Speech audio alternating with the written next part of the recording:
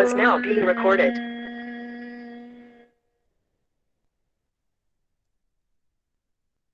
ॐ विश्वानि देव सवितर्दुरितानि परासुव यद्भद्रं तन्न आसुव। ओम शांति शांति शांति। तो प्रेयर जो है सभी को अच्छे से करनी चाहिए। प्रेयर से जो है मन शांत होता है और पढ़ने में जो है जो ज्ञान आपको मिलेगा वो अच्छे से आपके माइंड में बैठेगा और समझने की भी क्षमता बढ़ती है। तो स्क्रीन बताइए शेयर हो रही है ना मेरी सभी? जी मैम।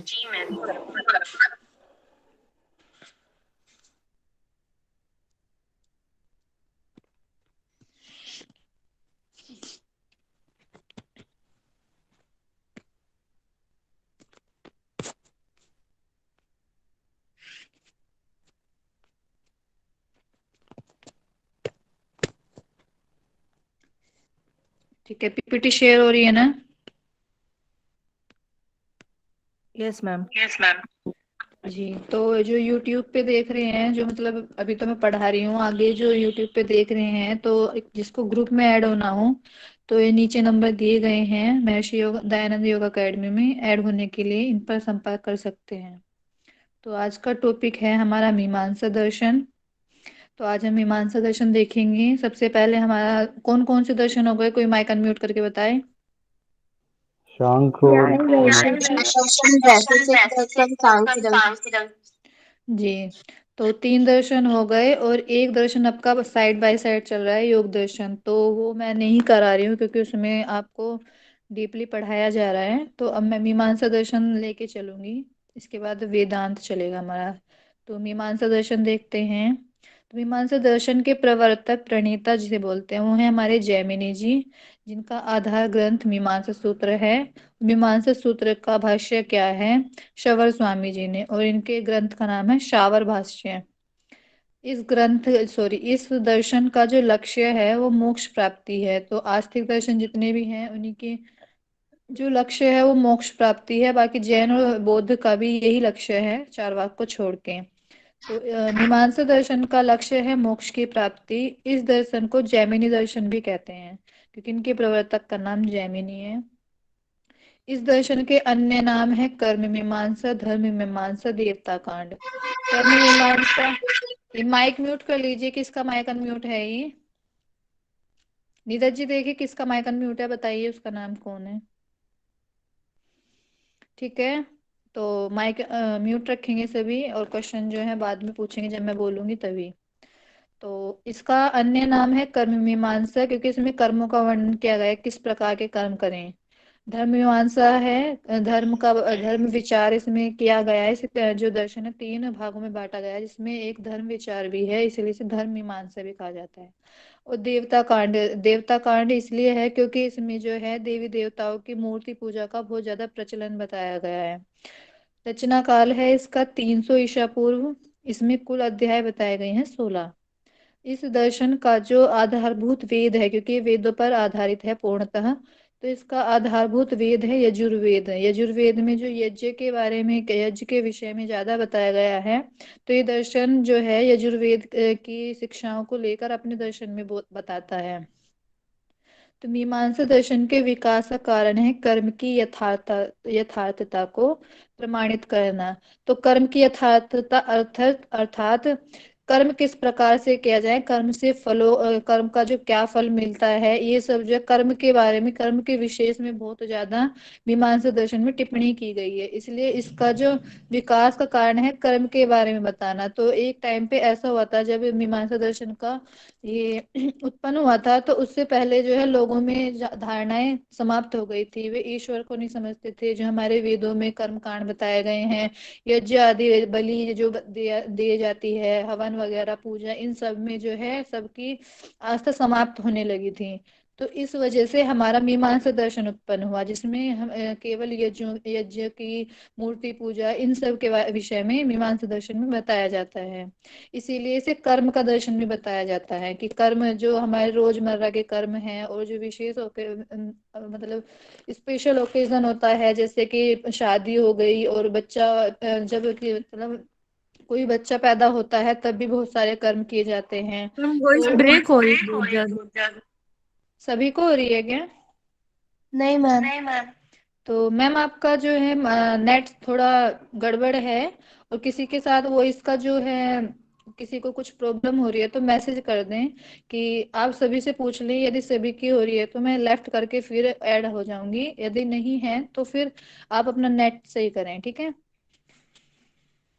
तो मीमांसा दर्शन का बताया मैंने कि कर्म की यथार्थता कर्म का दर्शन है कि कर्म किस प्रकार करने हैं हमारे। तो मीमांसा दर्शन कर्म का दर्शन कहा जाता है, और ऊपर भी बताया मैंने इसे कर्म मीमांसा बोला जाता है। तो नेक्स्ट चलते हैं। मीमांसा सिर्फ वेद पर पूर्णतः आधारित है। तो मैंने ऊपर भी बताया कि यजुर्वेद के जो इसका आधारभूत वेद है वो हमारा यजुर्वेद है। तो ये वेद पर पूर्णतः आधारित है, वेद के विषय में ज्यादा बताता है ये। जैसे हमने न्याय वैशेषिक में देखा है वो अपने स्वयं के पदार्थ बताते हैं, और ये अब स्वयं के भी बताता है, लेकिन जो सबसे ज्यादा है इसका वेदों पर आधारित है। तो वेद के दो अंग हैं, कर्म कांड और ज्ञान कांड। तो कर्म कांड हमारा मीमांसा दर्शन में है और ज्ञान कांड की चर्चा हमारी वेदांत दर्शन में होती है, ठीक है। तो कर्म कांड, वेद के कर्म कांड की मीमांसा मीमांसा दर्शन में हुई है, इसलिए इसे कर्म मीमांसा भी कहा जाता है, ठीक है। तो मैं बता चुकी हूँ ज्ञान कांड की मीमांसा वेदांत दर्शन में हुई है। मीमांसा अर्थात चिंतन मनन, विचार करना किसी विषय पर। तो ज्ञान कांड के पर जो चिंतन मनन हुआ है वो वेदांत दर्शन में हुआ है, इसलिए वेदांत को ज्ञान मीमांसा कहा जाता है। जो हमारा मीमांसा दर्शन है उसका पहला सूत्र है अथातो धर्म जिज्ञासा। तो इसमें इसमें सूत्र के अकॉर्डिंग बताता है कि धर्म की जिज्ञासा है, इसलिए इसमें मतलब यहाँ पर हम धर्म की जिज्ञासा बतलाते हैं। तो मीमांसा दर्शन का जो पहला सूत्र है वो है अथातो धर्म जिज्ञासा। तो जैमिनी वेद व्यास जी के शिष्य थे। तो वेद व्यास जी के शिष्य कौन थे तो सभी बताएंगे जैमिनी। तो ये परिचय था। तो मीमांसा दर्शन के जो है आगे चलकर दो संप्रदाय हुए। तो एक था भट्ट संप्रदाय और दूसरा था मिश्र संप्रदाय। ये उन्हीं के जैमिनी जी के ही शिष्य थे, लेकिन इन्होंने कुछ तत्व ऐसे हैं जिनको नहीं माना और कुछ ऐड किया है। तो भट्ट संप्रदाय के प्रणेता हैं कुमारिल भट्ट, और मिश्र संप्रदाय के प्रणेता हैं प्रभाकर मिश्र। मैम तो संप्रदाय देख का लेते हैं। मतलब क्या है? मैम संप्रदाय। संप्रदाय होता है कि जैसे दो मत होता है, जैसे आपने देखा होगा राजनीति में देखा होगा दो टीम होती हैं। तो जैसे कि एक भाजपा हो गई एक सपा हो गई, इस टाइप से संप्रदाय हैं ये, ओके ओके मैम। इसी दर्शन के अंतर्गत। जी। तो भट्ट संप्रदाय के कुमारिल भट्ट, मिश्र संप्रदाय के प्रभाकर मिश्र, ये दो संप्रदाय अच्छे से याद रखेंगे। और इस दर्शन में मेन यही है दो संप्रदाय, और इसी से रिलेटेड जो आगे हम पढ़ेंगे, ठीक है। भट्ट संप्रदाय और मीमांसा संप्रदाय। तो मीमांसा दर्शन को तीन भागों में विभाजित किया है, प्रमाण विचार, तत्व विचार, धर्म विचार। तो प्रमाण विचार तो हमने सभी दर्शनों में देखा था। तो न्याय दर्शन में कितने प्रमाण थे, कोई माइक अनम्यूट करके बताए। 4 प्रमाण। 4 प्रमाण। जी। सांख्य दर्शन में 3 प्रमाण। 3 प्रमाण। जी। और वैशेषिक में 2। 2 प्रमाण। 2 16 पदार्थ हैं, वो पदार्थ हैं, प्रमाण पूछे मैंने। तो ये हमारा प्रमाण विचार है, ठीक है। तो इसके बाद है हमारा तत्व विचार। तत्व विचार हमने देखे थे न्याय दर्शन में कितने पदार्थ बताए गए हैं। 16। 16। और वैशेषिक में 7 प्रदान। जी। और सांख्य में 25। 25 तत्व। जी। तो इसी तरह मीमांसा दर्शन में भी हम तत्व विचार करेंगे कि कितने तत्वों के विषय में बताया वो आगे पढ़ेंगे। और धर्म विचार भी बताया गया है कि धर्म क्या है अधर्म क्या है, वेदों के अनुसार बताया गया है, तो उसे भी हम आगे चर्चा करेंगे। तो सबसे पहले हम देख लेते हैं प्रमाण विचार। तो इनका प्रमाण विचार है ये, कुमारिल भट्ट जी ने 6 प्रमाण माने हैं। और प्रभाकर मिश्र जी ने केवल 5 प्रमाण माने। ये अनुपलब्धि को नहीं मानते हैं कि अनुपलब्धि नहीं है। तो इसका रीजन भी हम आगे बताएंगे, अनुपलब्धि को प्रमाण क्यों नहीं मानते हैं। तो सबसे पहले हम 6 के 6 प्रमाण देख लेते हैं क्या होता है। बाकी 4 तो आपको पता ही है। अर्थापत्ति और अनुपलब्धि, यहाँ पे नया टर्म आया है, तो ये भी मैं आज आपको बताऊंगी प्रमाण विचार। तो कुमारिल भट्ट जी और प्रभाकर मिश्र जी, जो ऊपर के 5 प्रमाण हैं, समान ही मानते हैं। बस केवल अंतर इतना है कि प्रभाकर मिश्र अनुपलब्धि प्रमाण को नहीं मानते हैं, केवल 5 प्रमाण को मानते हैं: प्रत्यक्ष, अनुमान, उपमान, शब्द, अर्थापत्ति। कुमारिल भट्ट अनुपलब्धि को ऐड करते हैं। ठीक है, तो आगे देखते हैं। प्रत्यक्ष ज्ञान वह है जिसमें विषय की साक्षात प्रतीति होती है, अर्थात साक्षात ज्ञान मिलता है विषय का। तो प्रभाकर और कुमारिल दोनों ही मानते हैं कि 5 बाह्य इंद्रिय तथा एक आंतरिक इंद्रिय के द्वारा जो हमारा ज्ञान प्राप्त होता है वो प्रत्यक्ष के अंतर्गत आता है। तो 5 बाह्य इंद्रियां कौन सी हैं? आंख, कान, नाक, जीभ, त्वचा। ये हमारी बाह्य इंद्रियां हैं जो बाहर से हमारा जो ज्ञान है वो हाँ अर्जित करती हिमांशु, हैं। जी, प्लीज थोड़ा स्लो पढ़ाइए। एक सेकंड, माइक थोड़ा माइक म्यूट करना। 1 मिनट।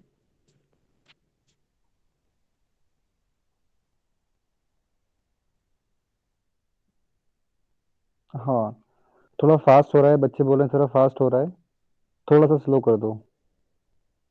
ठीक है। ठीक है, ये स्टार्टिंग में तो स्लो ही था। ये प्रमाण जो है सभी ने किए हुए थे, इस वजह से मैं थोड़ा फास्ट चल रही थी कि 4 प्रमाण जो हैं हो रखे थे। और बाकी स्टार्टिंग में तो केवल ये इंट्रोडक्शन ही था, ये तो इजी था, तो इस वजह से ये भी इजीली धीरे ही चला है, चली हूँ मैं। तो एक्चुअली एक्चुअली बात बात क्या है कि म्यूट करने। हाँ,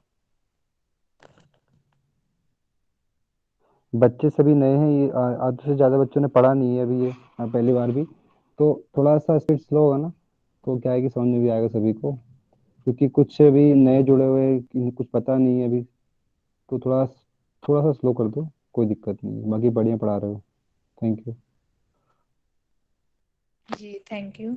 तो मैं थोड़ा और स्लो चलती हूँ। अच्छा, प्रमाण वगैरह जो नए बच्चे हैं आज, उन्होंने पिछली क्लासेस नहीं देखी हैं, कोई नहीं।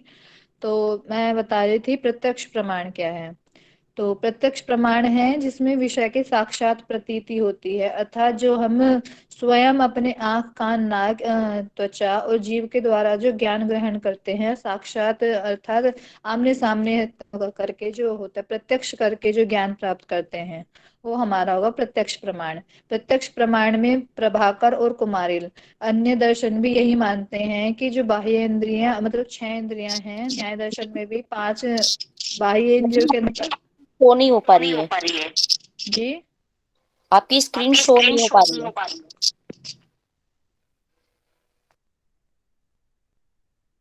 अच्छा, मैंने स्क्रीन शेयर ऑफ कर देता, मुझे लगा वो नहीं है। कोई नहीं, अब मैं करती हूँ दोबारा से। अब ठीक है ना? जी। जी। जी मैम। तो प्रत्यक्ष प्रमाण था, तो सभी दर्शनों में सेम ही है प्रत्यक्ष प्रमाण, कुछ भी अंतर नहीं है, सभी में बताया गया है कि प्रत्यक्ष करके जो ज्ञान प्राप्त होता है वो हमारा प्रत्यक्ष प्रमाण है। तो इसमें मीमांसा दर्शन में बोला गया प्रतीति ही प्रत्यक्षम, विषय की साक्षात प्रतीति होती है। साक्षात अर्थात आमने सामने जाकर जो ज्ञान प्राप्त होता है, अपने स्वयं की इंद्रियों से जो ज्ञान प्राप्त, ऐसा नहीं कि आपको कहा, आपको जैसे शब्द प्रमाण है तो उसमें कुछ झूठ भी होता है, जैसे कि कोई बोलता है तो हम शब्द पर विश्वास नहीं करते हैं कभी कभी, क्योंकि पता है ये झूठ बोल रहा है। तो शब्द प्रमाण उसे बोला गया है दर्शनों में जो विश्वास वाला, विश्वास पात्र है, उसी के द्वारा जो ज्ञान प्राप्त हो, जैसे वेद हैं या फिर आपके गुरु हैं, तो अच्छे जो व्यक्ति हैं उसके द्वारा जो ज्ञान प्राप्त होता है वो शब्द प्रमाण है। लेकिन प्रत्यक्ष में क्या होता है, हम शब्द पर शब्द वगैरह जो है, शब्द अनुमान, इन सब से अलग है। ये प्रत्यक्ष में क्या होता है, हम स्वयं जो ज्ञान प्राप्त करते हैं, आमने सामने जो इंद्रियों के द्वारा ज्ञान प्राप्त होता है, वो हमारा प्रत्यक्ष प्रमाण है। अब प्रभाकर और कुमारिल जी ने जो बताया है कि बाह्य इंद्रिय और आंतरिक इंद्रिय, इनके द्वारा जो ज्ञान प्राप्त होता है, तो बाह्य इंद्रियां हमारी आंख, कान, नाक, जीभ, त्वचा, चक्षु, श्रोत्र, घ्राण, जिह्वा, त्वक, ये हमारे संस्कृत में शब्द हो जाएंगे ये जो बाह्य इंद्रियां हैं। और एक है मन। तो छह इन्होंने बताया है कि छह दर्शन जो प्रत्यक्ष हैं उसके द्वारा प्राप्त होता है ज्ञान, वह हमारा प्रत्यक्ष प्रमाण है। तो बताएंगे लौकिक प्रत्यक्ष और अलौकिक प्रत्यक्ष। लौकिक प्रत्यक्ष के जो सब टाइप हैं वो बताएंगे, किसी को याद हो तो। रास स्रोतज, घ्राणज, रासज, चाक्षुष और वो स्पर्शज, और उसके बाद होता है मानस प्रत्यय। जी, अलौकिक का बताएं, बहुत अच्छा बताया आपने। अलौकिक का याद है किसी को? समान सामान्य सामान्य तो लक्षण योगज। ज्ञान जी, सामान्य लक्षणा, ज्ञान लक्षणा, योगज। ज्ञान और लक्षण। लौकिक का, जी लौकिक का एक और टाइप है न्याय की दृष्टि से, दूसरी दृष्टि से जो बताया गया था, किसी को याद है? मानस, नहीं मैम नहीं, ये तो सविकल्प, निर्विकल्प जी निर्विकल्प, और सविकल्प, क्या? प्रतिविज्ञा। थर्ड वाला प्रतिविज्ञा। प्रत्यभिज्ञा। अच्छा, तो ये सभी को याद है, सभी को पता है इस विषय में। जिसको नहीं पता है वो आप रिकॉर्डिंग देखेंगे, और मतलब डीपली पढ़ा है। अब यहाँ पे मैं चर्चा आगे नहीं करूंगी प्रत्यक्ष के बारे में, न्याय के, सिर्फ हम यहाँ पे मीमांसा का देखेंगे। तो मीमांसा का मैं बता चुकी हूँ, 5 बाह्य इंद्रिय, एक आंतरिक इंद्रिय को माना है। तो इसी पर कुमारिल और प्रभाकर जी ने 2 अवस्थाएं बताई हैं प्रत्यक्ष ज्ञान की, एक होता है निर्विकल्प और एक होता है सविकल्प। तो निर्विकल्प होता है प्रत्यक्ष ज्ञान की वह अवस्था जिसमें विषय की प्रतीति मात्र होती है, सिर्फ आपने वस्तु को देखा है, उसका आपको गुण कर्म अस्तित्व मतलब जो उसके मुख्य गुण हैं, स्वरूप आकार, इन सब का ज्ञान नहीं होता है। तो हमने न्याय के जब न्याय दर्शन में हम निर्विकल्प को देख रहे थे, तो हमने देखा था कि एक सेब का उदाहरण दिया था कि जैसे सोकर आप उठे, तो आप अभी हल्की सी नींद में हो, अचानक से आपने टेबल पे देखा है कि एप्पल रखा है, तो आपको सिर्फ गोल सी कोई वस्तु दिखाई दी, उसमें आपको कलर और ये मिठास वगैरह का इन सब का पता नहीं चला। सविकल्प प्रत्यक्ष इसका उल्टा है, जिसमें आपको सभी ज्ञान हो जाता है, जैसे गुण कर्म का, इन सब का ज्ञान हो जाता है। अब जैसे आप न्यू हैं, आपने एमएससी में एडमिशन लिया है, तो आप क्लास में गए तो आपने देखा कुछ बच्चे हैं, तो कोई मतलब भले ही 40 बच्चे हैं, तो आप एक दो के पास बैठोगे, तो उससे पहले उसमें आप क्या जानोगे कि हाँ ये लड़की है, यहाँ से आई है, वहां से आई है। मतलब फर्स्ट टाइम पे आप देखोगे कोई लड़की है आपके पास में बैठी है, या फिर लड़कों में लड़का बैठा है, तो आप उसके बारे में ज्यादा नहीं जानते, क्योंकि फर्स्ट टाइम में ज्यादा मेल भाव नहीं होता है। तो अगले दिन या फिर उसी टाइम में अगर बातचीत होने लगी, तो आपको उसका ज्ञान होगा कि हाँ ये यहाँ से है, ये करके आई है, बीएससी में ये किया है। तो इस तरह से आपको ज्ञान हो जाता है, वो हो गया सविकल्प। जब आपको ज्ञान हो जाता है उसके कर्मों का, मतलब कहाँ से है, कैसे है, ये सब का ज्ञान हो जाता है। और निर्विकल्प में होता है कि आपको उसके विषय में ज्यादा ज्ञान नहीं है। ठीक है, तो इसी प्रकार से ये वाला उदाहरण है कि नींद में से आप उठे, एकदम आपको कोई टेबल पे गोल सी वस्तु दिखी, जिसका आपको कलर वगैरह कुछ नहीं पता चला है, सिर्फ गोल सी कोई, तो वो हो गया हमारा निर्विकल्प। सविकल्प में हो जाता है कि आपको उसका खा के भी देखोगे और आपको पता भी चलेगा कि हाँ रेड कलर का है, अच्छे से आपका माइंड खुल गया है, तो हो जाएगा हमारा सविकल्प प्रत्यक्ष। तो इसमें यह है कि निर्विकल्प में वह है केवल इतना ही ज्ञान होता है कि क्या है, ये ज्ञान नहीं होता है। तो सविकल्प में होता है कि जैसे उदाहरण स्वरूप है, वह मनुष्य है, वह कुत्ता है, वह जो दूर से किसी ने देखा कोई मनुष्य आ रहा है, तो आप देखोगे कोई आ रहा है बहुत दूर से, मतलब ऐसे नहीं कि मैं थोड़ी सी दूर की बात कर रही हूँ, काफी दूर से, बस आपको लगा कोई आ रहा है, तो आपके पास आया, तो आपने जाना कि यह मनुष्य है, आपके पास आके देखा जब, तो यह हमारा सविकल्प प्रत्यय। इसी प्रकार कुत्ता है, इस तरह से, या फिर किसी मनुष्य को देखा, उसका नाम पता चल गया वह राम है, तो ये सविकल्प प्रत्यक्ष है। ऐसे प्रत्यक्ष ज्ञान को सविकल्प प्रत्यक्ष कहते हैं, जिसमें हमारा आकार गुण कर्म सभी प्रकार से हमें ज्ञान हो जाता है। तो कुमारिल और प्रभाकर जी ने ये 2 अवस्थाएं बताई हैं प्रत्यक्ष की, निर्विकल्प और सविकल्प।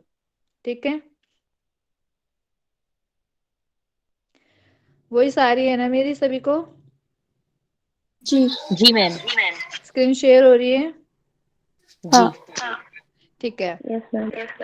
तो मीमांसा का जो है अनुमान विषयक विचार है, तो न्याय जैसा, सिर्फ एक डिफरेंस है। हमने देखा था जो वैशेषिक दर्शन है, उसमें देखा था अनुमान के अवयव बताए कोई? परार्थानुमान के किसी को याद है? अनुमान के अवयव। प्रतिज्ञा, हेतु, उदाहरण, उपनयन और निगमन। जी, तो ये थे हमारे वैशेषिक के 5 अवयव। ठीक है, तो न्याय में देखे थे, सॉरी, न्याय वैशेषिक सेम ही है।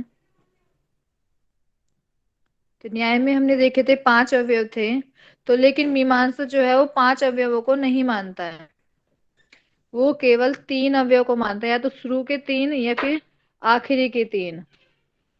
परार्थानुमान में और वे 3 अवयव भी वो केवल परार्थानुमान में मानता है। ये दिख रहा है आपको परार्थानुमान का, ये 5 ये स्वार्थानुमान है और ये परार्थानुमान है। तो वो मानता है केवल 3, या तो शुरू के 3 मान लो या फिर आखिरी के 3। अब आप देख रहे होंगे जो शुरू के 2 हैं और आखिरी के जो 2 हैं सेम सी लग रहे हैं। अगर देखा जाए तो पहाड़ में आग है, क्योंकि वहां धुआं, पहाड़ में धुआं है इसलिए पहाड़ में आग है। तो आग और धुआं मतलब एक जैसे से ही है, सिमिलर से लग रहे हैं। तो इस वजह से मीमांसा दर्शन केवल या तो शुरू के 3 को मानता है या फिर बाद के 3 को मानता है। समझ आया सभी को?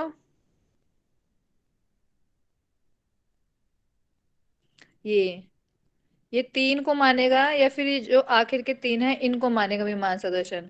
तो आपने सभी ने फर्स्ट पेपर का सिलेबस देखा होगा, तो उसमें भी प्रमाण है हमारे, देखा हो तो किसी ने अच्छे से सिलेबस पढ़ा हो तो उसमें प्रमाण है। तो हमारे फर्स्ट पेपर में क्वेश्चन भी आया था, एक मीमांसा दर्शन से रिलेटेड ही था। तो आप क्वेश्चन देखिएगा तो आपको समझ आ जाएगा किस प्रकार से जो है। तो जो हमारा मीमांसा दर्शन है, ये इसमें बताया गया विचार न्याय से अत्यधिक मिलता जुलता है। दोनों में सूक्ष्म अंतर यह है कि यहाँ न्यायिक अनुमान के लिए 5 वाक्य को आवश्यक मानते हैं, वहां मीमांसा प्रथम 3 या अंतिम 3 वाक्य ही को अनुमान के लिए पर्याप्त मानते हैं। ठीक है, तो ये मीमांसा का अनुमान प्रमाण था। वैसे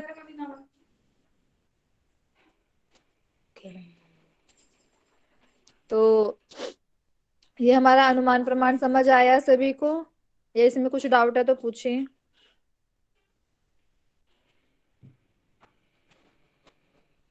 मैं एक बार फिर से रिपीट करती हूँ, वही सारी है मेरी, कोई माइक अनम्यूट करके बताए। जी जी जी मैम। मैम। जी, तो मैं एक बार रिपीट करती हूँ। न्याय दर्शन में स्वार्थानुमान के 3 अवयव बताए गए थे, परार्थानुमान के 5 अवयव बताए गए थे।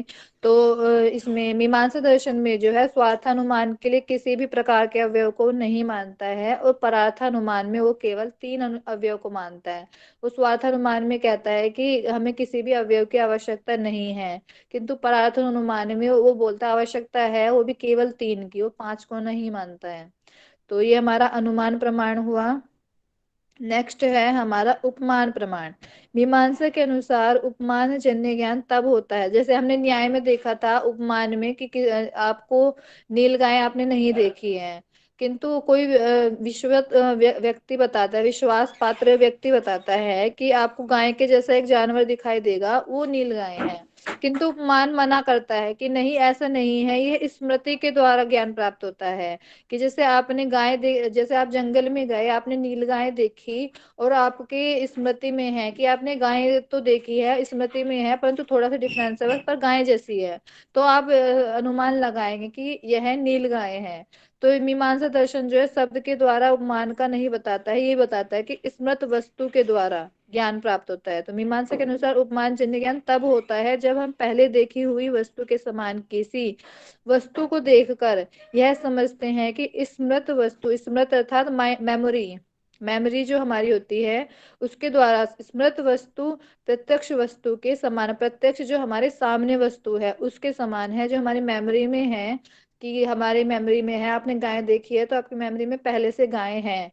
लेकिन जब आप जंगल में गए, आपने नील गाय देखी, तो आप थोड़ा डिफरेंस है, पर आप अनुमान लगाते हैं कि हाँ यह नील गाय है। या फिर आप एक और एग्जांपल ले सकते हैं जैसे बिल्ली का, कि आपने बिल्ली देखी हुई है, तो आप जंगल में गए, वहां पे चीता या इस प्रकार का कोई जानवर देखा, तो आप स्मृति में है कि बिल्ली है तो बिल्ली जैसा है, तो ये चीता है, टाइगर है। तो इस तरह से स्मृति के द्वारा जो ज्ञान प्राप्त हो वो उपमा तो दी जा रही है पर किसी दूसरे के द्वारा नहीं, आपकी स्वयं की स्मृति के द्वारा जो उपमा दी जा रही है, यह है मीमांसा दर्शन के अनुसार उपमान प्रमाण।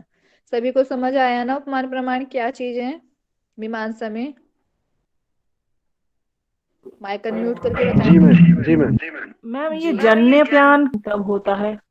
सॉरी आपकी वॉइस ब्रेक हो रही है क्या? फर्स्ट लाइन पे। मीमांसा के अनुसार उपमान जन्य ज्ञान, उपमान जन्य ज्ञान अर्थात उपमान के द्वारा जन्मा ज्ञान है, जन्य अर्थात जन्म वाला। तो उपमान के द्वारा जो ज्ञान होता है उपमान जन्य ज्ञान, उपमान से उत्पन्न ज्ञान बोल सकते हैं, जन्य अर्थात उत्पन्न। ठीक है, तो नेक्स्ट देखते हैं शब्द प्रमाण। तीन प्रमाण समझ आ गए होंगे आपको, प्रत्यक्ष, अनुमान, उपमान। तो अब है हमारा शब्द प्रमाण। तो सार्थक वाक्य जो विश्वस्त व्यक्ति का कथन हो, विश्वस्त अर्थात विश्वास पात्र हो, बिलीव कर सके जिसकी बातों पर, तो ये हो जाएगा हमारा विश्वस्त। तो सार्थक वाक्य, सार्थक अर्थात एक्यूरेट, बिल्कुल सही जो वाक्य है, जो मतलब सार्थक, जिसे सार्थक किया जाए, सिद्ध किया जाए। तो सार्थक वाक्य जो विश्वस्त व्यक्ति का कथन हो, ज्ञान प्राप्त कराने वाला होता है, इसे शब्द प्रमाण कहते हैं। तो कोई विश्वास पात्र व्यक्ति बोले तो उसे शब्द प्रमाण कहेंगे। मीमांसा दर्शन में शब्द को नित्य माना गया है। नित्य अर्थात इसका ना तो जन्म होता है और ना ही विनाश होता है। शब्द का अस्तित्व अनादिकाल से चला आ रहा है मीमांसा दर्शन के अनुसार। न्याय दर्शन इसके विपरीत शब्द को अनित्य मानता है, कि वो बोलता है जन्म की उत्पत्ति भी होती है और विनाश भी होता है। तो याद रखेंगे, मीमांसा दर्शन शब्द को नित्य मानता है और न्याय दर्शन शब्द को अनित्य मान। देखिए आपका जो फर्स्ट पेपर है उसमें एक यूनिट है रीजनिंग वाली में, 3 यूनिट आती हैं, उसमें से एक देखेगा आप, प्रमाण का जो है एक कॉन्सेप्ट आता है। तो आप प्रमाण सभी दर्शन के अनुसार अच्छे से देखेंगे। तो आपने अभी मतलब मैंने अभी एग्जांपल दिया है कि क्वेश्चन आया था न्याय और वैशेषिक का मिक्स करके।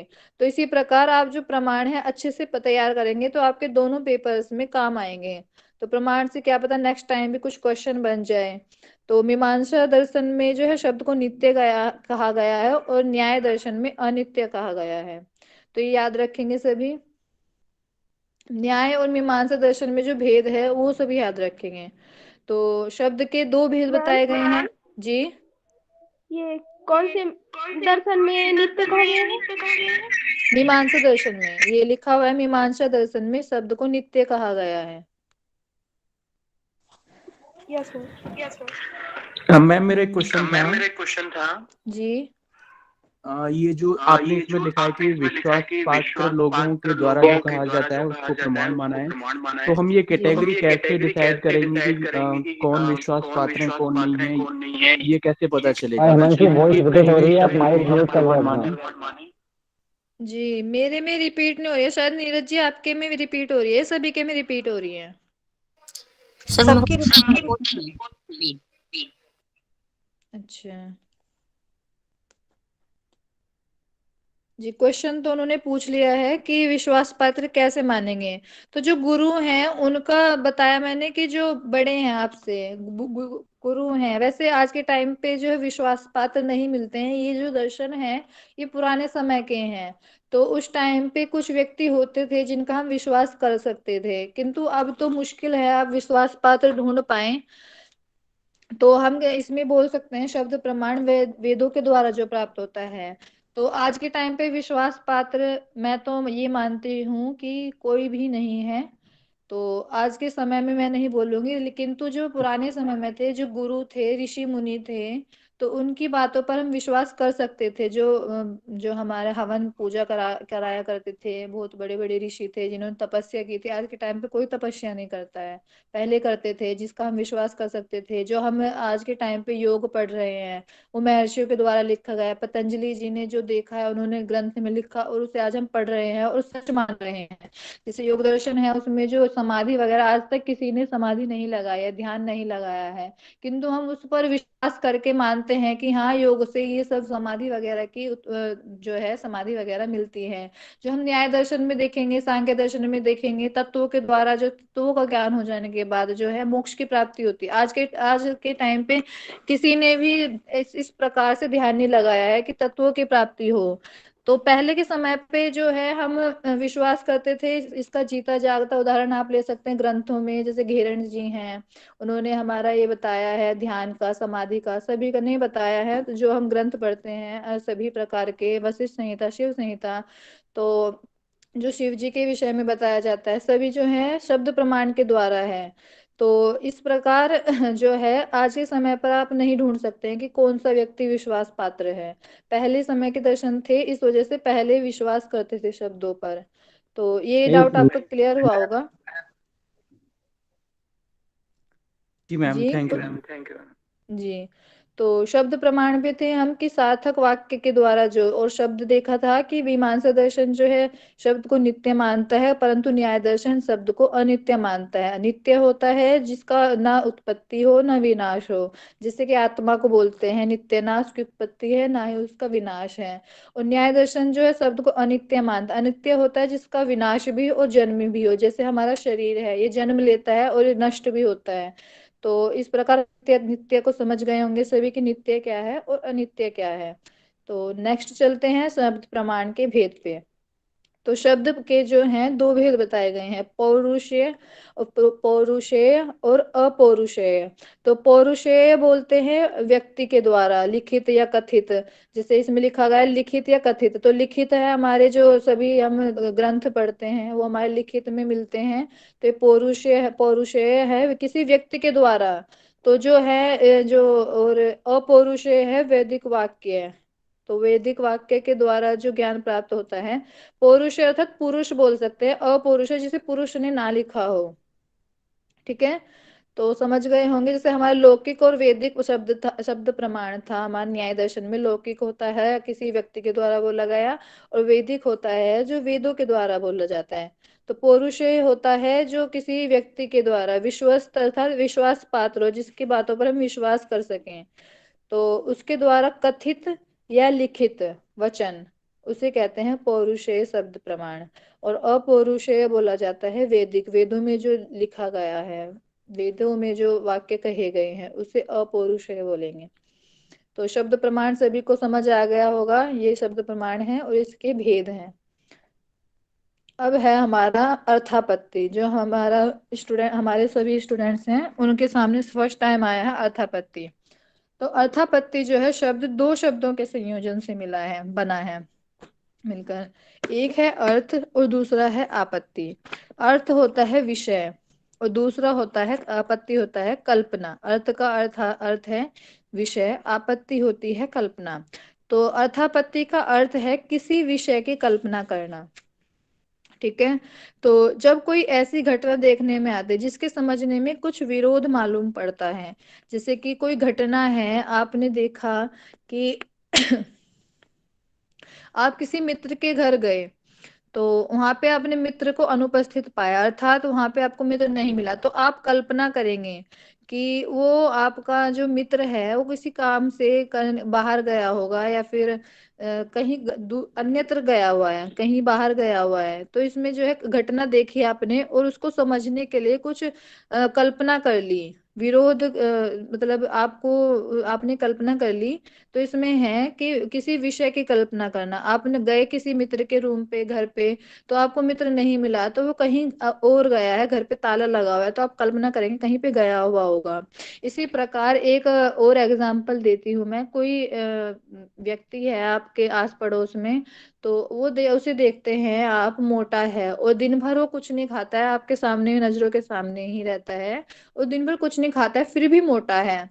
तो आप कल्पना करेंगे, विरोध मालूम हो रहा है, यहाँ पे विरोध हो रहा है ना, कि खाना तो खाता नहीं है फिर भी मोटा है, विरोध सा मालूम हो रहा है।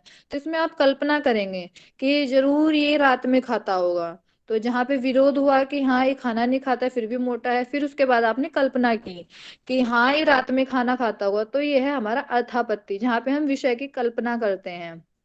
ठीक है, तो उस विरोध की व्याख्या के लिए कोई आवश्यक कल्पना करते हैं, इस तरह जो आवश्यक कल्पना की जाती है उसे अर्थापत्ति कहते हैं। सभी को समझ आया होगा। इसके अलावा मैं एक और एग्जांपल देती हूँ कि कोई आपसे बोले मेरा घर गंगा नदी में है, तो आप, उसने बोला नदी में है, तो आप स्वयं ही एक कल्पना करोगे, आपको विरोध मालूम हो रहा है कि हाँ नदी में तो घर नहीं हो सकता है, तो आप कल्पना करेंगे कि नदी के किनारे पे होगा उसका घर।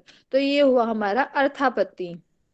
ठीक है, समझ आया सभी को। इसी प्रकार एक और एग्जाम्पल है कि लाल टोपी को बुला के लाओ। तो लाल टोपी जिसने पहनी है उस व्यक्ति को बुला के लाओ, ये आप कल्पना करेंगे। लाल टोपी खुद तो चलकर नहीं आएगी, तो एक व्यक्ति है जिसने लाल टोपी पहनी है, इस तरह की आप कल्पना करेंगे कि बोला कुछ जा रहा है, उसी के विरोध में आप, विरोध मालूम हो रहा है और उसके बाद आप एक कल्पना कर रहे हैं, तो वो हो जाएगा हमारा अर्थापत्ति। सभी को समझ आया ना? जी मैम। अर्थापत्ति क्या होता है? यस मैम, समझ में आया। जी, तो यानी हम इसमें अर्थापत्ति में अर्थापत्ति कि इंसान जी, बोल रहा है, जैसे आपने बताया। एक मिनट रुकिएगा जी, अब बोलिए। जी मैम, अर्थापत्ति जैसे समझा है आपने, समझाया कि एक इंसान अगर बोलते मोटा है पर बोलते रहता है कि भाई मैं कुछ भी नहीं खाता फिर भी मोटा हूँ, पर हम नहीं बोलता भी नहीं है, पर आपके सामने है, आपकी नजरों के सामने है कि वो खाता ही नहीं है, आपके साथ ही रहता है दिन भर और फिर भी मोटा है, तब आप अनुमान लगा रहे हैं कि एक कल्पना कर रहे हैं। अनुमान भी नहीं, कल्पना कर। अनुमान में जो है व्याप्ति वाक्य की जरूरत होती है। अर्थात जैसे हमने देखा था धुएं वाला और आग वाला सीन देखा था ना, तो उसमें हमें व्याप्ति संबंध दिख रहा था कि हाँ जहां जहां धुआं वहां वहां आग है। उदाहरण भी थी, उदाहरण व्याप्ति वाक्य बोलते हैं। अनुमान यहाँ पर नहीं लगा रहे हैं, यहाँ पे कल्पना कर रहे हैं हम। ठीक है, तो और कुछ बोलना है? का आभास होना, जी, किसी विषय वस्तु में विरोध का आभास होना।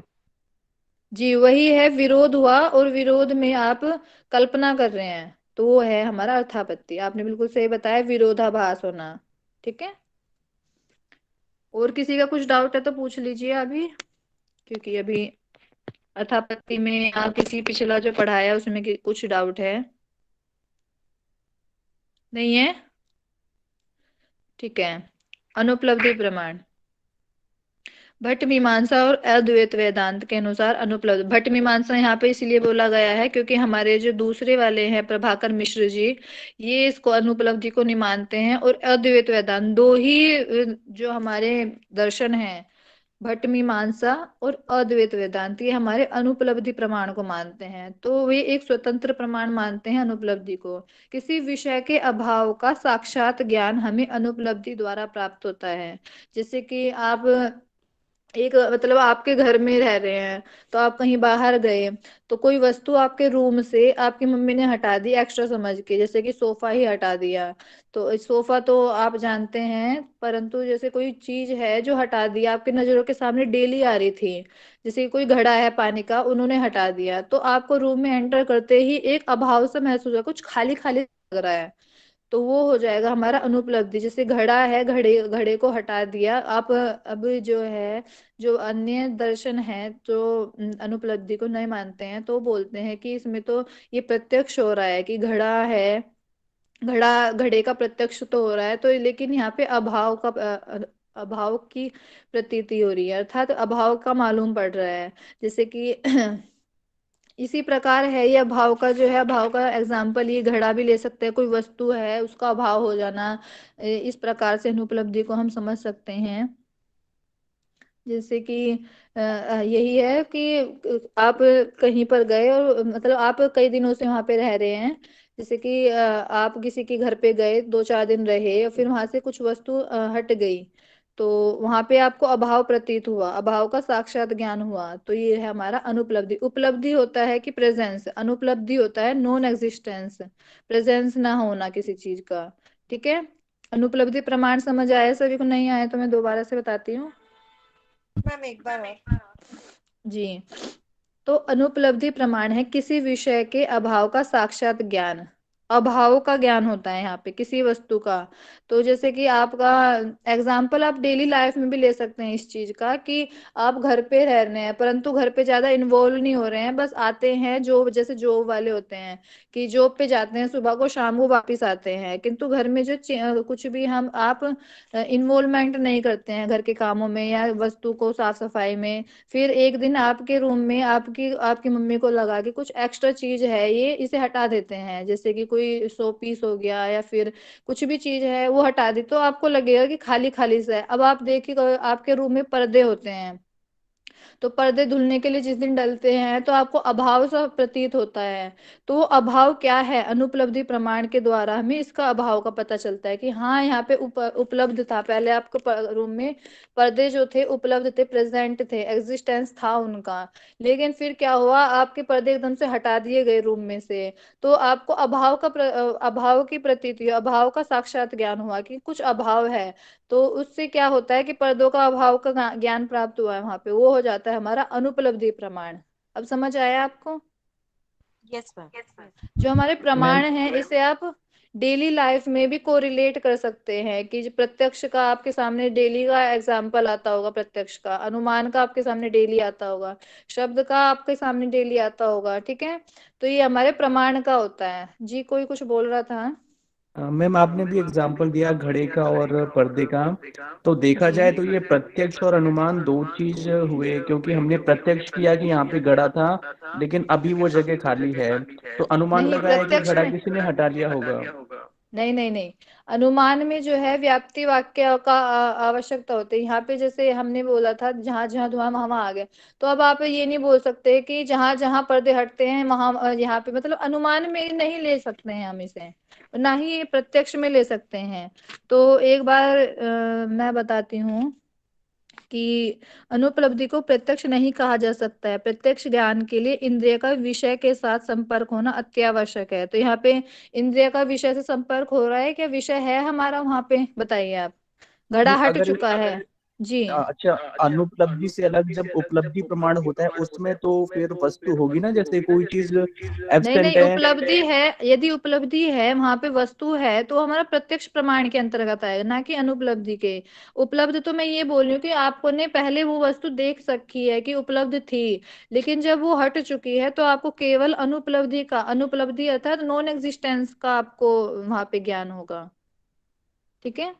ओके। प्रत्यक्ष ज्ञान में क्या बोला जाता है कि इंद्रिय का विषय के साथ संपर्क होना चाहिए। स्टार्टिंग से ही हम पढ़ते आ रहे हैं प्रत्यक्ष के विषय में कि हमें इंद्रिय का जो है विषय के साथ, यहाँ पे ना विषय है, इंद्रिय तो है आपके पास लेकिन विषय नहीं है, वो घड़ा पर्दा वो हट चुका है, वहां पे से विषय जा चुका है, इसलिए इसे हम प्रत्यक्ष नहीं बोल सकते हैं, ऐसा मीमांसा दर्शन बोलता है। और अनुमान के लिए बताया गया है कि इस ज्ञान के हम अनुमान जन्य ज्ञान भी नहीं कह सकते हैं, क्योंकि अनुमान की संभावना व्याप्ति संबंध के पूर्व ज्ञान पर निर्भर करती है। व्याप्ति संबंध क्या है, आपको पता होगा, आपने ली थी क्लास नहीं व्याप्ति मैम। की? अच्छा, तो अनुमान में क्या होता है कि व्याप्ति वाक्य की आवश्यकता होती है। तो मैं आपको एक बार दिखा देती हूँ अनुमान के विषय में। तो ये हमारा ये न्याय दर्शन में पढ़ाया था मैंने अनुमान।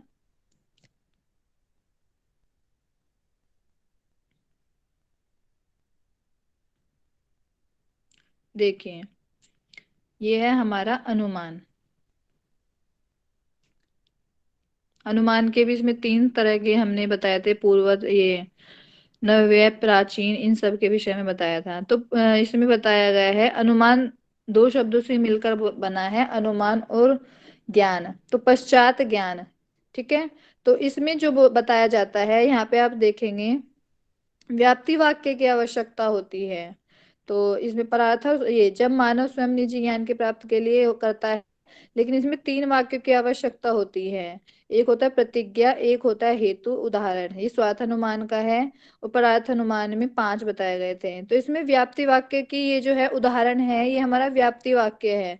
जहां जहां धुआं रहता है वहां वहां आग रहती है, जैसे रसोई में, तो यहाँ पे व्याप्ति हो गई कि जहां जहां पे धुआं होता है वहां वहां आग होती है। लेकिन यहाँ पे इस प्रकार कोई एग्जाम्पल नहीं मिल रहा है, जैसे कि घड़े का अभाव है, तो इसमें आप व्याप्ति कैसे बताएंगे कि जहां जहां घड़ा होता है, जहां जहां अभाव रहता है वहां वहां घड़ा नहीं होता, इस तरह से तो हम कुछ एग्जाम्पल नहीं बना सकते हैं, व्याप्ति है ही नहीं कुछ इस प्रकार की, तो इसे अनुमान में नहीं रख सकते हैं, ओके मैम। ठीक है। इसलिए इस प्रमाण को जो है मेन जो बताया जाता है अप्रत्यक्ष में, जो है इंद्रियों का अर्थ से सन्निकर्ष होना चाहिए, और इसमें अनुमान में व्याप्ति व्याप्ति होनी चाहिए, हेतु और प्रतिज्ञा में। तभी आप उसे अनुमान बोल सकते हैं। इस प्रकार न्याय बोलता है, और अनुपलब्धि में व्याप्ति कहीं भी दर्शाई नहीं गई है, इस वजह से ये अलग स्वतंत्र प्रमाण मानता है अनुपलब्धि को। आया समझ? Okay ma'am. यस। जी बारिश कोई शुरू होने जी जैसे बारिश शुरू 1 मिनट रुकिएगा, मैं माइक म्यूट कर लेती हूँ। जी अब बोलिए। मैम बारिश शुरू होने पर हम कूलर बंद कर देते हैं, जो कूलर की इतनी आवाज गूंजती रहती है, तो बारिश शुरू होने पर उसे बंद कर दिया जाता है, तो उस आवाज का अभाव होना जी अनुपलब्धि। बहुत अच्छा एग्जाम्पल है, यही अनुपलब्धि है। ये इस एग्जाम्पल से आप अच्छे से समझते सकते हैं कि कूलर का, जैसे कि आपके घर में कोई बच्चा है, बच्चा बहुत रोता है या फिर खेलता है, पूरे घर में सबका मन लगा रहता है, वो आपकी नानी के घर चला जाए, तो क्या होगा, उसके अभाव का उसका अभाव होगा कि खाली खाली सा लग रहा है। या फिर आपकी मम्मी है, वो रिश्तेदारों के यहाँ चली जाए, तो आपको घर खाली खाली लगेगा। ठीक है, तो यही अभाव है, यही अनुपलब्धि प्रमाण है। समझ आ गया होगा आप सभी को? जी मैम। जी, तो अब देख लेते हैं नेक्स्ट। प्रभाकर जी के अनुसार पदार्थ, जो पदार्थ है हमारा तत्व विचार के अंतर्गत आएगा। सबसे पहले हमने देखा प्रमाण विचार, उसके बाद है तत्व विचार। तो प्रमाण विचार तो सभी को समझ आ गया होगा, 6 के 6 प्रमाण, या कुछ डाउट है? किसी को कुछ डाउट है तो अभी पूछ लीजिए, फिर मैं आगे बढ़ती हूँ। टाइम हमारे पास अभी है काफी। सॉरी, टाइम कहाँ है हमारे पास, 4:30 से 5:30, तो ये पदार्थ हम कल देख लेंगे। अभी आज हमारा तो प्रमाण इसी विचार हो गया। इसी को आज दोबारा रिवाइज करा देंगे एक बार शुरू से एंड तक। जी, तो ये है हमारा मीमांसा दर्शन। इसमें हमने देखा है कि मीमांसा दर्शन के प्रवर्तक जैमिनी जी हैं, इनका आधार ग्रंथ है मीमांसा सूत्र। और भाष्य किया है मीमांसा सूत्र का श्रवर स्वामी जी ने।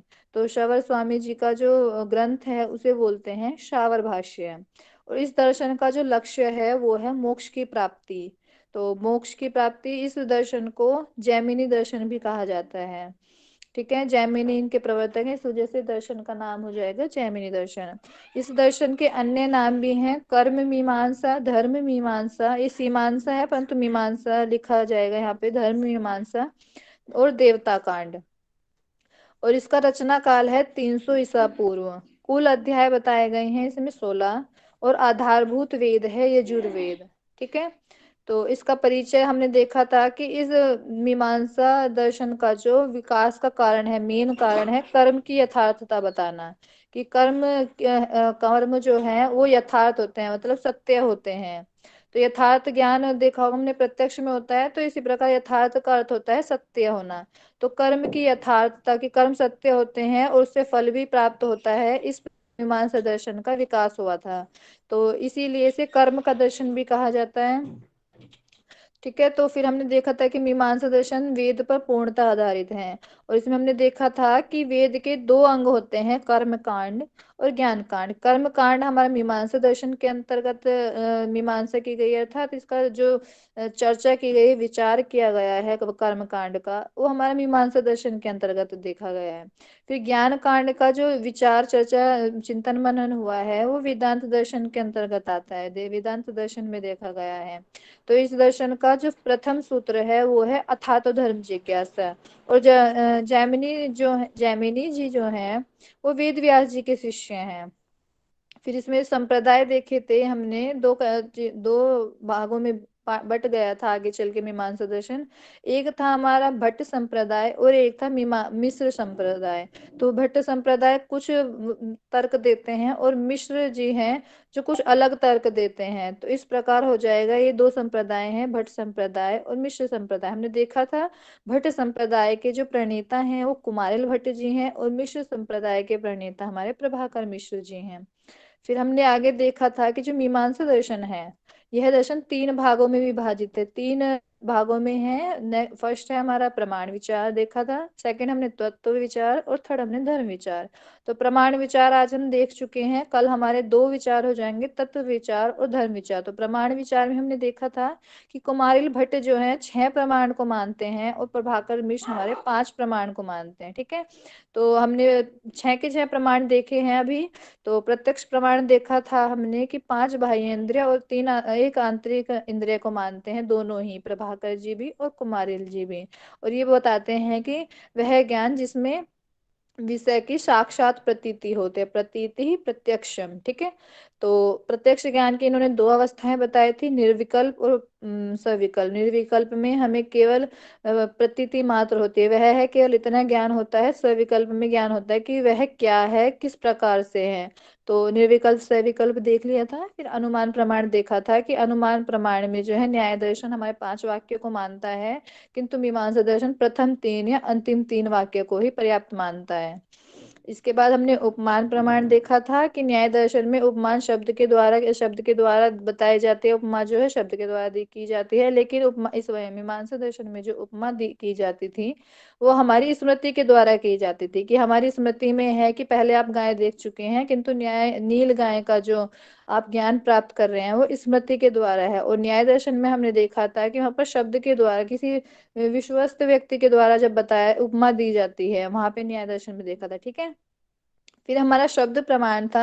शब्द प्रमाण में वही है कि विश्वस्त व्यक्ति के द्वारा जो ज्ञान प्राप्त हो वो उसी उसी शब्द प्रमाण कहते हैं। उसमें हमने ये भी देखा था कि मीमांसा दर्शन शब्द को नित्य मानता है, और ये जो न्याय दर्शन है शब्द को अनित्य मानता है। नित्य होता है जिसकी ना तो उत्पत्ति होती है और ना ही विनाश होता है। नित्य अर्थात शाश्वत है, वो हमेशा रहने वाला है।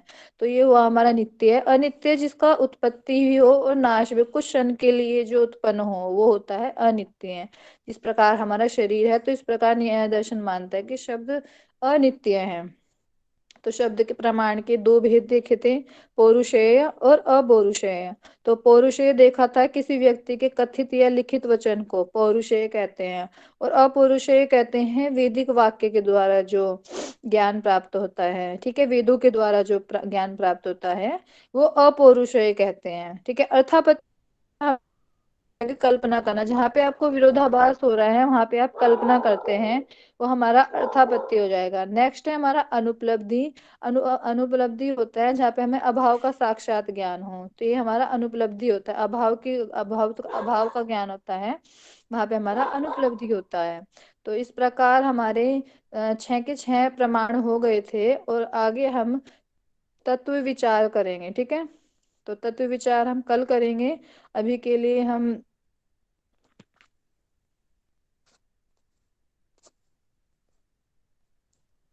कक्षा का समापन करते हैं। सभी को समझ आया? जी मैम। यस जी, तो मैं अभी क्वेश्चन आंसर कर लेती हूँ। मैंने पढ़ा भी दिया, उसका रिव्यू भी कर दिया है। तो सबसे पहला क्वेश्चन है हमारा,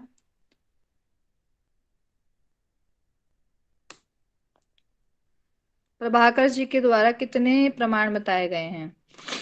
हैंड रेज करेंगे जिसको पता है।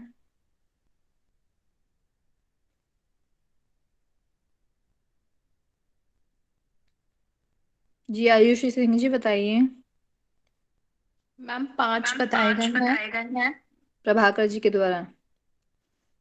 हाँ, प्रभाकर मिश्र के द्वारा जी, 5। कौन कौन से हैं? प्रत्यक्ष, अनुमान, आगम, शब्द शब्द और आगम एक ही है। ओके, प्रत्यक्ष, अनुमान, उपमान और शब्द हम्म, और अर्थापत्ति। जी बहुत अच्छे। नेक्स्ट क्वेश्चन है हमारा कि मीमांसा दर्शन का विकास का मुख्य कारण क्या है? हैंड रेज करेंगे। जी पूजा चंद्रा जी बताइए, मीमांसा दर्शन के विकास का कारण। कर्मकांड। जी आयुषी जी आप बताइए अच्छे से। मैम मोक्ष की प्राप्ति। सोनिया शाह जी आप बताइए, फिर मैं बताती हूँ। जी मैम, कर्म के 4 पिता को प्रमाणित करना। जी, महुआ पाल जी आप बताइए इसके संदर्भ में। विकास का कारण है कर्म की यथार्थों को प्रमाणित करना, अर्थात इसीलिए इसको कर्म दर्शन भी बोला जाता है। जी, तो कर्म की यथार्थता को प्रमाणित करने का कारण क्यों उत्पन्न हुआ, कोई बताएगा? हैंड रेज कीजिए इसको पता है।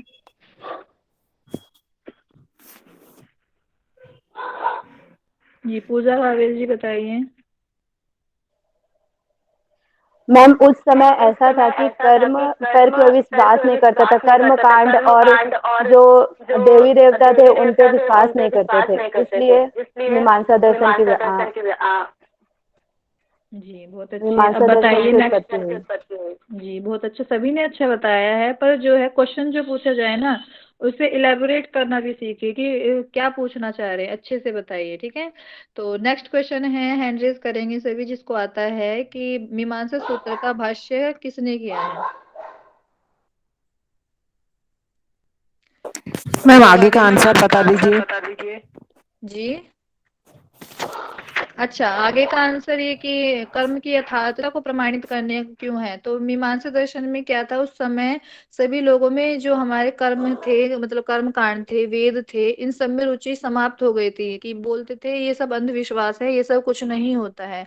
कर्म के विषय में किसी जैसे चारवाक दर्शन है, वो कर्मों को नहीं मानता कि खाओ पियो ऐश करो, एक बार ही जीवन मिला है, किंतु उस टाइम पे ऐसा हो गया था। तो उस समय जो है मीमांसा दर्शन का उद्भव वो हुआ, उत्पन्न हुआ मीमांसा दर्शन। उन्होंने कर्मों के विषय में बताया कि कर्म का जो फल है वो अवश्य मिलता है, और यदि आप कर्म इस जन्म में करते हैं तो पुनर्जन्म भी होता है जिसमें आपको इन कर्मों का फल भोगना होता है। इस तरह मीमांसा दर्शन का पुनः जो है उसका प्राकट्य हुआ। तो ये नेक्स्ट क्वेश्चन हमारा यही था कि मीमांसा सूत्र का भाष्य किसने किया है, तो आप बताइए। पूजा गावेल जी को बोला था मैंने, पूजा गावेल जी बताइए। मैम सवर स्वामी। जी, तो शैलीविज जी बताइए इनका ग्रंथ कौन सा है, शवर स्वामी जी का?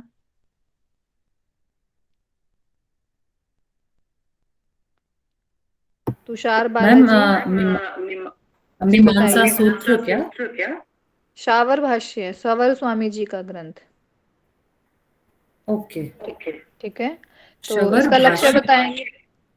जी जी जी, तो अब बताएंगे कि मीमांसा दर्शन को और अन्य किन किन नामों से जाना जाता है, हैंड रेज करेंगे जिसको आता है।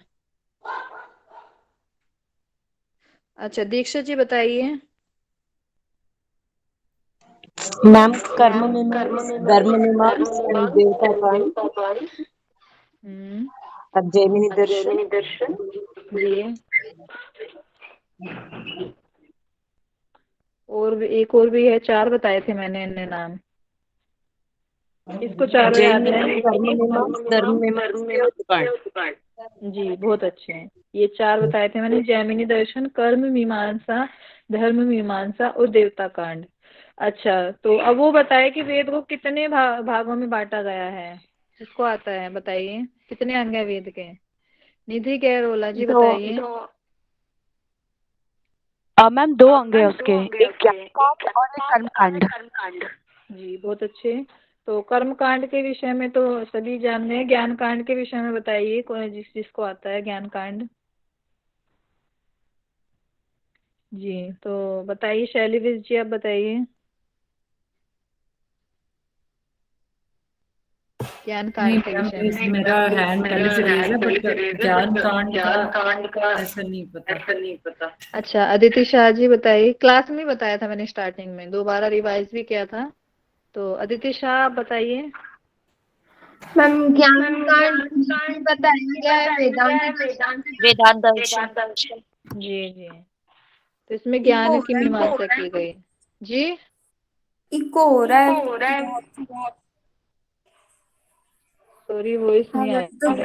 ज्ञान कांड की चर्चा की गई है मीमांसा दर्शन में, और वेदों को जो दो भाग में बांटा गया, तो कर्मकांड, कर्मकांड मीमांसा और ज्ञान कांड वेदांत।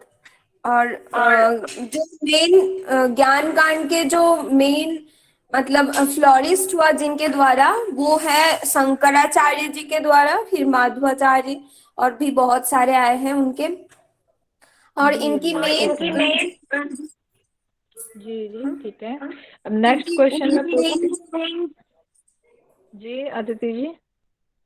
हाँ मैम, इनकी जो मेन बात है, मतलब ब्रह्म जी सब कुछ मानते हैं।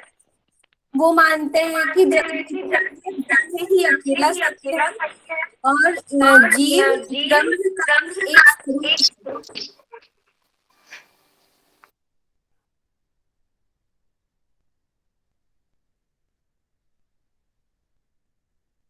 जी बहुत अच्छा बताया आपने, जो पढ़ाया भी नहीं था वो भी बताया है। बहुत अच्छा, आप पढ़ रहे हैं खुद से भी, बहुत अच्छा लगा। ठीक है, नेक्स्ट क्वेश्चन पूछती हूँ मैं कि मीमांसा दर्शन का पहला सूत्र कौन सा है? जिसको पता है वो रेज करेंगे। अथा तो धर्म जिज्ञासा। जी मैम, माइक अनम्यूट मत कीजिए, ऐसे हैंड रेज कीजिए जिसको आता है। तो नेक्स्ट क्वेश्चन मैं पूछती हूँ, जैमिनी जी के जो गुरु थे वो कौन थे? हैंड रेज करेंगे। जी, तो अदिति शाह जी का सबसे पहले हैंड रेज हुआ, बताइए अदिति जी। वेद व्यास जी। जी नेक्स्ट क्वेश्चन पूछती हूँ मैं, संप्रदाय कितने हैं मीमांसा दर्शन के? पूजा कावेल जी बताइए। मैम 2 संप्रदाय हैं। जी कौन कौन भट्ट से? संप्रदाय और मिश्र संप्रदाय। अच्छा, तो नेक्स्ट क्वेश्चन बताएंगे कि भट्ट संप्रदाय के प्रणेता कौन है? कुमारी भट्ट।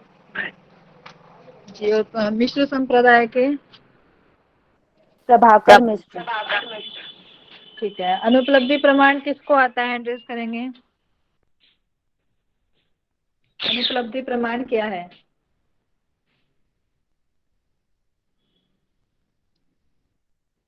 निधि गहरोला बताइए।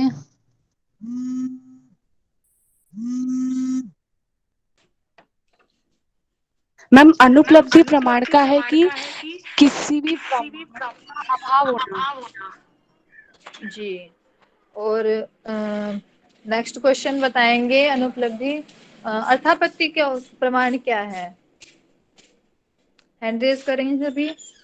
वैसे ये 5-6 बच्चों को ही आता है। अंजनी पटेल जी बताइए, अर्थापत्ति क्या है? मैम किसी भी विषय का कल्पना करना।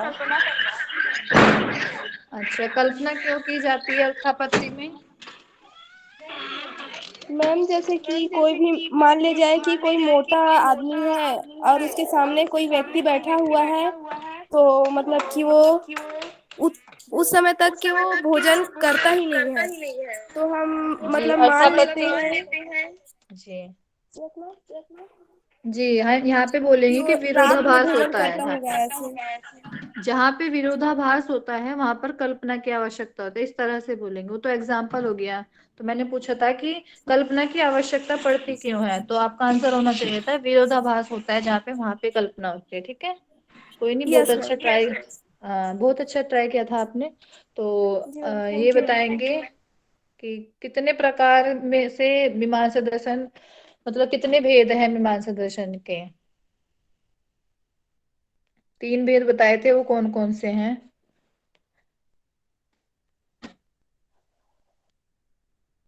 जी, तो आयुष सिंह जी बताइए। प्रमाण, तत्व जी और धर्म। जी बहुत अच्छा, सभी ने बताया। आज इतना ही पढ़ाया था मैंने, और इतना आज हमारा हो गया, मतलब रिवीजन भी हो गया, रिव्यू भी हो गया। तो ये कक्षा अब समाप्त करते हैं यहीं पे। तो शांति पाठ करते हैं, सभी आंख बंद कर लेंगे। किसी का कोई डाउट तो नहीं है? क्लास से रिलेटेड कुछ चीजें फास्ट चल रही हो अब तो ठीक चल रहा होगा सभी का? तो पहले मैम डाउट ले लेते हैं। मैम बस एक बात बता दीजिए कि अनुमान और कल्पना में डिफरेंस क्या है? अनुमान में जो है, हम देख कर, जैसे कि व्याप्ति बताया था ना मैंने, कि व्याप्ति वाक्य मतलब व्याप्ति होना आवश्यक है। व्याप्ति वाक्य का होना आवश्यक है। जैसे हमने देखा है कि जहां जहां धुआं है, अनुमान जब तब लगा रहे हैं जब प्रत्यक्ष किसी चीज का हो रहा है। जैसे कि हमने देखा है कि पहाड़ पे धुआं है, वहां पे आग है, तो वो अनुमान है कि हमने अनुमान लगाया। कल्पना एक अलग चीज है और अनुमान एक अलग चीज है। हम वहाँ पे तो हम लोग कल्पना ही कर रहे हैं कि वहाँ पे आग है, मतलब धुआं को हम प्रत्यक्ष कर रहे हैं, आग को तो प्रत्यक्ष नहीं कर पा रहे हैं, तो वहाँ पे हम लोग कल्पना ही कर रहे हैं कि वहाँ पे आग होगी। तो वहां पे तो ये है ना कि आपको धुआं दिख रहा है, वहां पे आपको जो है पहाड़ पे धुआं दिख रहा है, इस वजह से आप व्याप्ति वाक्य स्थापित करते हैं कि जहां जहां धुआं है वहां वहां आगे। तो व्याप्ति वाक्य यहाँ पे कल्पना में आपको क्या दिख रहा है? सिर्फ एक, मतलब आपको कुछ ये तो नहीं दिख रहा है कि खाता हुआ देखा है आपने कभी रात में उस लड़के को, तो वहां पे आप कल्पना ही कर रहे हैं, केवल आपने कभी खाते हुए नहीं देखा है। वहां पे आपने कुछ ऐसा नहीं देखा कि जिससे आप अनुमान लगा रहे हैं या फिर कल्पना कर रहे हैं। जैसे हमने एग्जाम्पल दिया था ना कि एक लड़का है, मोटा है, दिन भर कुछ नहीं खाता है, लेकिन आपने ऐसा कुछ तो नहीं देखा कि खाता है वो रात में, सिर्फ आपने कल्पना की है। लेकिन जहाँ पे हम अनुमान लगा रहे हैं वहां पे हम धुआं देखते हैं, तो व्याप्ति वाक्य की स्थापना करते हैं। किंतु जो कल्पना है वहां पे कुछ भी, किसी भी प्रकार की व्याप्ति नहीं है। वहां पे आपने कभी भी आपने रात में उसे खाते हुए नहीं देखा है कि एक बार खाते हुए देख लिया है तो आपने मतलब अनुमान लगाया। जब यदि आप एक रात आप उसे खाते हुए देख रहे हैं कि एक रात आपने उसे खाते हुए देखा है, तो अनुमान लगाया कि रोज ही खाता होगा। किंतु यहाँ पे कल्पना कर रहे हैं हम। कल्पना होती है कि जो आपने कभी देखा ही नहीं है। ठीक है, जैसे ईश्वर की कल्पना करते हैं कि ईश्वर है, आपने देखा तो है नहीं वो। तो इस प्रकार ये जो है कल्पना अलग है, अनुमान अलग है। समझ आया आपको Aditi ji? Okay ma'am, thank you. जी, तो अनुमान में जो व्याप्ति अवश्य आवश्यक है, किंतु कल्पना में व्याप्ति नहीं होती है, व्याप्ति की आवश्यकता नहीं है, सिर्फ हम कल्पना करते हैं। तो और किसी का कुछ डाउट है तो पूछ सकते हैं। मैम इसको इस तरह बोल सकते हैं क्या, क्या पास्ट एक्सपीरियंस में हमने देखा है जहाँ पे आग है वहाँ पे धुआं है, जी तो ऐसा इस ही बोल तरीके से। सकते हैं। वही बोल रही हूँ, प्रत्यक्ष के पर आधारित है हमारा अनुमान, लेकिन जो हमारा अर्थापत्ति है वो प्रत्यक्ष पर आधारित नहीं है। ठीक है, ओके मैम। जी, और किसी का कुछ नेक्स्ट क्लास क्वेश्चन में है? भी जब आप जी, स्टार्ट करें तो एक बार क्वेश्चंस पूछ लीजिएगा सबसे, मतलब जो रिवीजन के लिए। किससे रिलेटेड? अच्छा, रिवीजन के लिए। जी हाँ, आधे बच्चे चले जाते हैं, जो आधे बच्चे बचते हैं वही बता पाते हैं। उसमें से भी 6-7 के बच्चे, 6-7 बच्चों के ही हैंड रेज हो पाते हैं। नहीं, तो क्लास शुरू मैं करने से पहले एक रिवीजन हो जाएगी ना नेक्स्ट क्लास में। जी, और एक बात और बता दूं मैं कि सांख्य और मीमांसा जब दर्शन दोनों हो जाएंगे तो इसका क्विज होगा, जैसे न्याय और वैशेषिक का हुआ था। तो मीमांसा दर्शन जी का जी। कंप्लीट होते जी, मीमांसा दर्शन कंप्लीट होते ही नेक्स्ट डे क्विज रखा जाएगा, और जब आपका पूरा ये सिलेबस कंप्लीट हो जाएगा तो एक गूगल फॉर्म पे एग्जाम कंडक्ट किया जाएगा। तो वो भी आप, उसमें भी आप सभी को पार्टिसिपेट करना है। ठीक है, ऑब्जेक्टिव टाइप ही होएगा वो। हाँ, हर एक क्लास के लिए टेस्ट करने से एकदम साथ साथ तैयार हो जाता है। जी, जब न्याय वैशेषिक का लिया था मैंने तो आपको लगा होगा कि हाँ कुछ पढ़ा है, जिसने नहीं पढ़ा था कि हाँ ये पढ़ना है, हुआ होगा सबको। ठीक है जी, रिकॉर्डिंग ऑफ कर दीजिए।